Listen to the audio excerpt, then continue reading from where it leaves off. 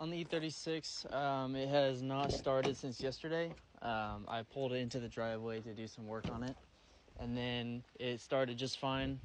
And then a couple hours later, I go to start it again, and it just cranks and cranks.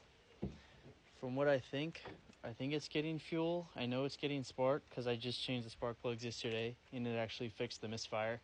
I took the intake off, and I sprayed some starter fluid in there to see if maybe it wasn't getting fuel. That didn't change anything.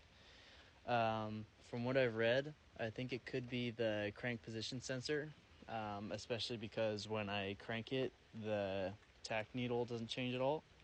So I just ordered a new crank sensor, so I'm hoping that's the problem. Should be here by Friday, if not the weekend. But yeah.